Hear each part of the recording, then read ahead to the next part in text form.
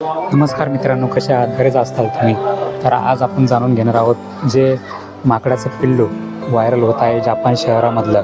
जपानच्या इचिकावा शहरामध्ये एक जू आहे, म्हणजे एक चिडियाघर म्हणतात त्याला. तिथे त्या माकडांना पाळलं जातं. माकडंच नाही तर असे बरेच प्राणी आहेत, पण सगळ्या प्राणींचे वेगवेगळे घरं बनवले आले आहेत. तर या बेबी पंचच्या जन्म झाला जुलै 2025 रोजी. पण जेव्हा त्याचा जन्म झाला ना, तेव्हा त्याच्या आईने त्याला ठोकरवलं होतं. म्हणजे त्याला जवळ घेतलं नाही, त्याला लांब केलं. म्हणजे जसं सावित्री आई करते ना तसं. पण ती सावित्री आई नव्हती, त्याची ती सख्खीच आई होती. पण आता काय असतात ते प्राण्यांचे म्हणा, इथं माणसं स्वीकारत नाही तर मग प्राणी तर आज ते तर शेवटी प्राणी आहेत. तरी पण प्राण्यांमध्ये पण स्वभाव म्हणजे हे असतं, संवेदनशीलता. तुम्ही या पिल्लूमध्ये पाहत असाल, बेबी पंचमध्ये पाहू शकतो मित्रांनो. त्याच्या आईने ठोकरवलं तरी पण तो त्याच्या आईजवळ जाण्याचा प्रयत्न करतोय. तरी त्याची आई त्याला लांब सारायचा प्रयत्न करत आहे. सरक म्हणते लांब पाहू शकता तुम्ही व्हिडिओमध्ये. किती इमोशनल व्हिडिओ आहे.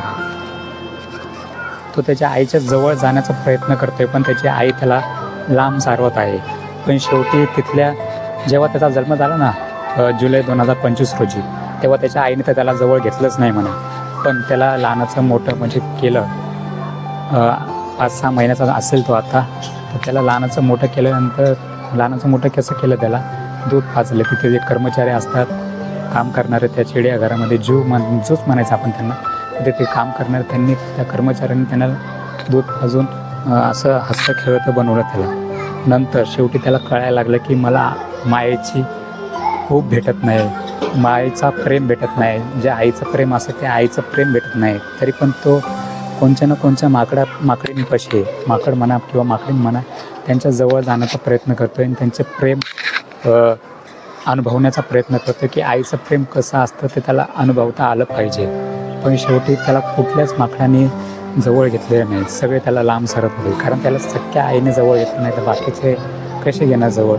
ते तर प्रत्येक याच्यामध्ये असतं, माणसामध्ये ते तुम्ही पाहतच असाल. तर त्याला कोणीच जवळ घेतलं नाही. मग तिथल्या ते कर्मचारी असतात ना, त्या कर्मचाऱ्यांनी काय केलं माहिती का? त्या कर्मचाऱ्याने एक खेळणं आणलं, माकडाचं खेळणं, भावली आणली, टेडी बेड. तर ती टेडी बेड त्याला खेळण्यासाठी दिली. तर तुम्ही पाहू शकता तो कशा प्रकारे त्या माकडांसंगती जे भावले आहे, टेडी बेड आहे, त्याला स्वतःची आई म्हणून त्याला स्वतः त्याच्यासंगती फिरवतोय. त्याच्या झोपण्याचा असेल तर त्याच्यावर झोपतोय, त्याचा हात अंगावर घेतोय, त्याला गळ्याने मिळवतोय. त्याला माहीत नाही हे सजीव आहे का निर्जीव आहे, पण तो त्या भावल्याला